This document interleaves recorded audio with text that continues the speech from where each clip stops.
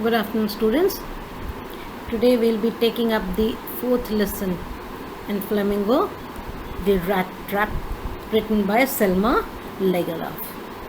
Selma Lagerlöf was a Swedish writer.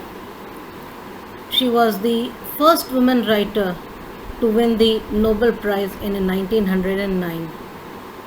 Her father was a retired army officer, and she had written many books, among which the most famous is The Wonderful Adventures of Nils Olf. Right? It's a children's book in 2 volumes. It's a beautiful story. Right? She had won the Nobel Prize, and when Finland was at war with Soviet Union. This was the time when Soviet Union had attacked Finland, and it was the war which was called the Winter War. Right? At that time, she donated her Gold Nobel Prize for fundraising for the Finland. Now you would say, why she was a Swedish writer, and when Finland had a war, she donated it for Finland. You must know that Finland and Sweden had very good relations. They share a long history. Earlier Finland was a part of Sweden, and later it became an independent country. Still, about 700 years it was same. Sweden and Finland were together. But later, when Russia tried to build its base in the Finnish islands, they were at war when Finland refused. This was in 1939. Right? Now this story that we are going to read by Selma Lagerlöf is based on the common theme that she always portrays in her stories, and that is a belief that the essential goodness in human being can be awakened through understanding and love. That means in a person you can awaken the hidden feelings when you understand that person from his point of view, from his perspective, and you treat that person with love. Then you can change that person, even if that person is not good. So you can bring about a change. Right? This story is based in Sweden, and as you are aware, Sweden is a very good source of iron ore. Right? And the country where most of the iron is exported. There are so many iron factories. Most of the people are engaged in this industry. Right?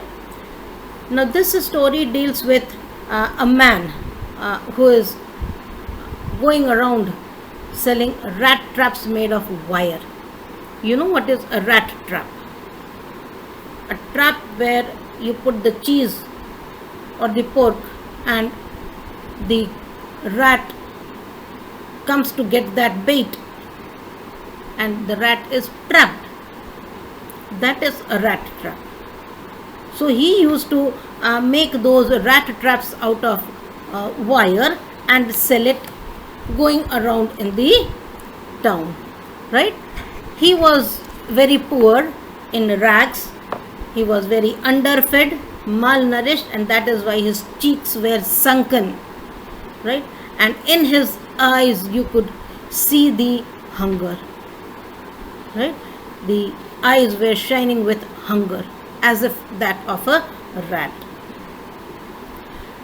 He did not have enough money to buy the wire for making the rat traps, so he used to beg for the materials. But it was not a profitable business at all. He did not have enough money even to get 2 square meals.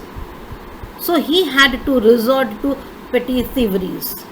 Right? He used to steal things and sell it so that he could earn a bit of money, so that he could feed himself. So his life was very monotonous, either begging or going for thieveries and making the wire rat traps, selling it, but he did not have enough money even to feed himself, leave alone a good house or clothes, right? So he was always in rags. So this rat trap peddler, who was having a very monotonous life, one day he started meditating, right? And in his thoughts, he thought that the thoughts were very entertaining, right? He thought, looking at his life, he says that the whole world is a rat trap. Okay, the whole world is a rat trap with lands and seas and cities and villages. They are all rat traps, a big rat trap, right? What do? They have the purpose and they set the bait, right? Instead of cheese, they put the riches, the joys, the shelter, food, heat, clothing, all those comforts that a person needs. These comforts are the bait, right? And these baits, they allure the human beings and they get trapped in this world. Now this was something very philosophical. So this philosophical thinking gave him a lot of joy. It gave him a lot of entertainment. He was very happy, right? Now he thought that when people are tempted for the comfort in life, for the riches in life, and they are trapped into this world, he thought this because world had never been very kind to him, because he had not got enough money, because he did not have enough comfort in his life. So his pessimistic thinking proved to be a philosophical thinking, right? So what he thought, that the world is a big rat trap, was something which he had never acquired in his life. So he starts off thinking of the people whom he knew and thinking of the people who were trapped in this world in a big rat trap. So he cherished his time, right? This leisure time that he had, thinking about the people who were caught in this rat trap, and he thoroughly enjoyed this thinking, this meditating.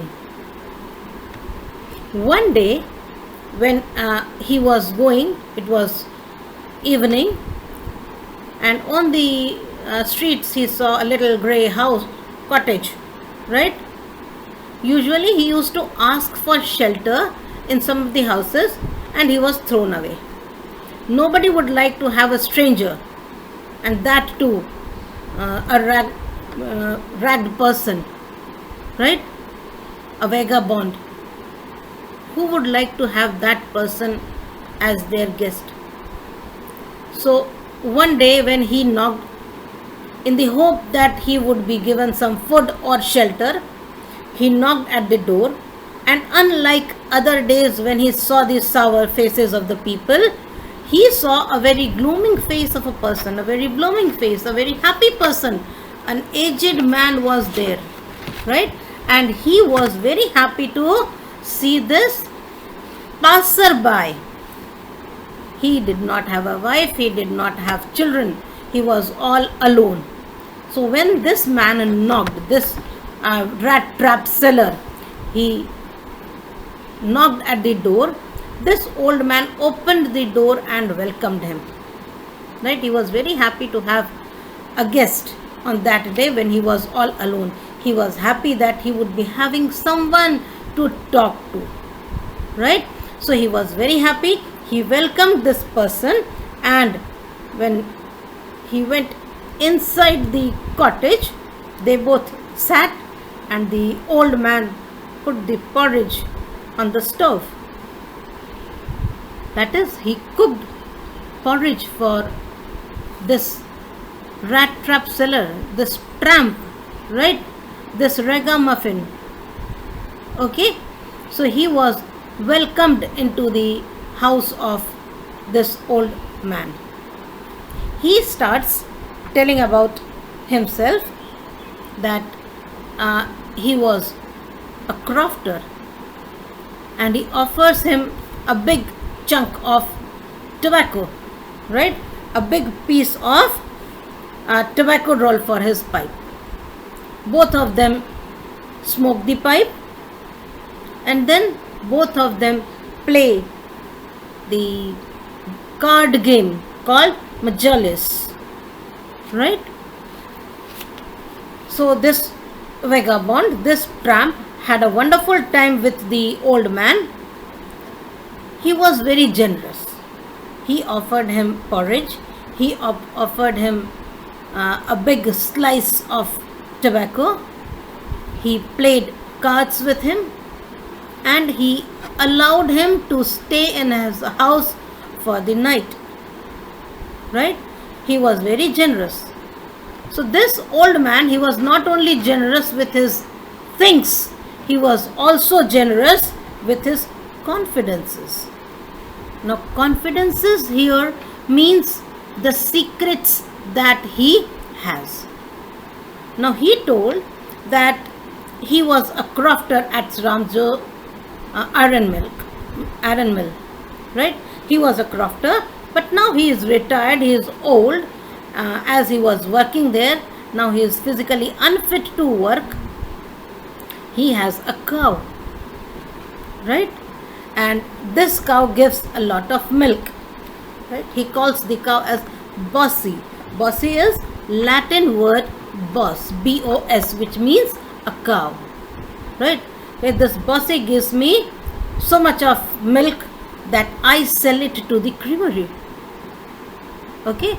Now, when he sold it to the creamery, he used to earn money. And then he stood up, he went to the window, near the window where there was a nail. On the frame of the window, there was a leather pouch. He took out that leather pouch and he showed the rat trap seller the 10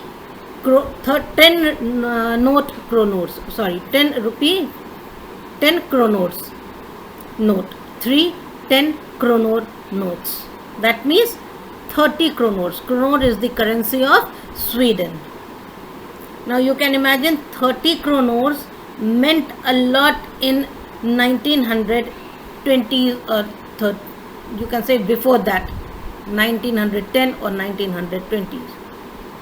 30 kronors was a very large sum.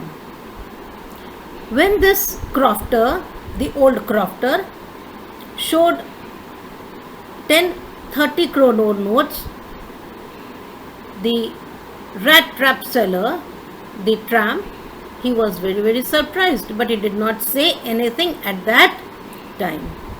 Both of them went to sleep, and the next morning both of them got up. The tramp as well as the crofter, both of them got up in good season, that is early morning. Both of them got up. Now the crofter had a lot of work. He had to hurry to milk his cow. So he got up, and as he was going, the rat trap seller thought that it would not be nice to stay back when the owner is going out of the house. So he also left the house. Both of them left the house. The crofter went his way to milk the cow, and the rat trap seller went his way.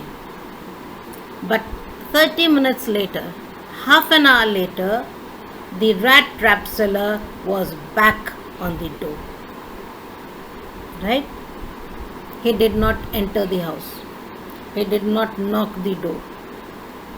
Instead, he encircled the house, went towards the window, broke the window pane. Right? It was a glass window pane.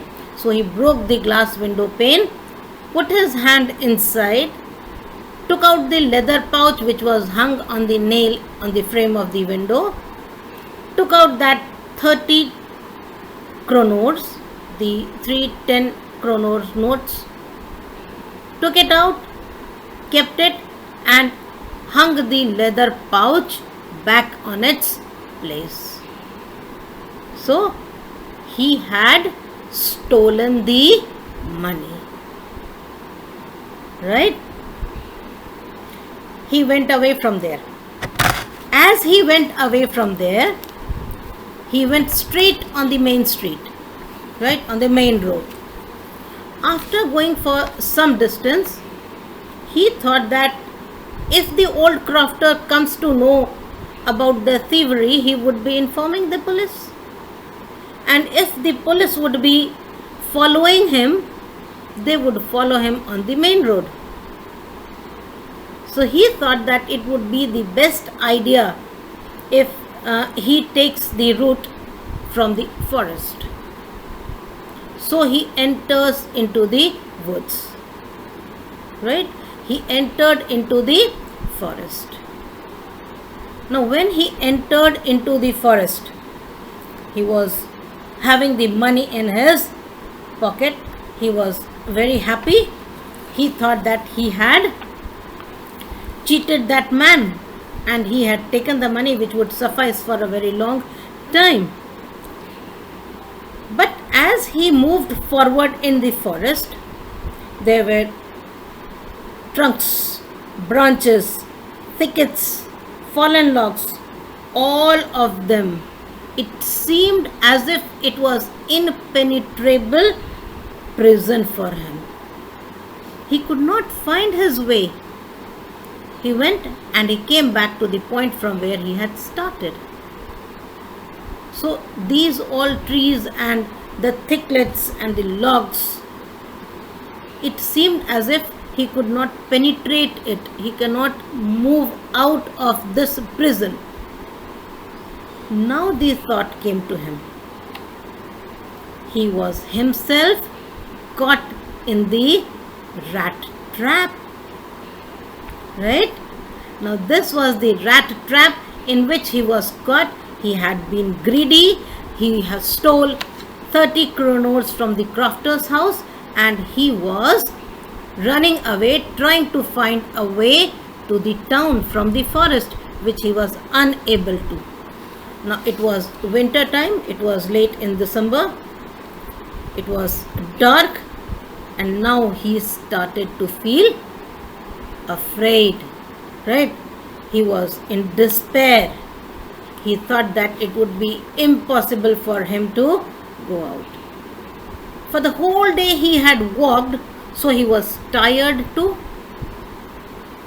So when he thought that now he cannot walk, he just laid on the ground. Right? He left it to the God that now he is going to die. When he laid his head on the ground, he heard something. It was a regular thumping, right? Regular thumping at particular beat, right? This is called thumping at regular beats. So it was a regular thumping. When he heard this, he thought that this noise is known to him. This is a hammer's noise on the anvil. That means there must be an iron mill nearby. Right? Now he was a bit motivated to get up so that he could reach the iron mill and he could save himself from the approaching death. Right? He had not eaten for the whole day. He had walked the whole day. So he was tired, exhausted, hungry. Right?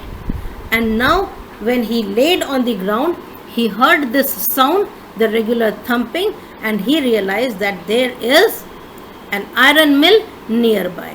So he got up and he started moving on that chilly night. It started raining too. And he started walking towards that sound. Right? And when he walked towards that sound, he was so weak that he was staggering himself. Right? He was pulling himself with all his might. And at last he reaches the iron mill. So tomorrow in the next class we'll discuss the second part. Thank you.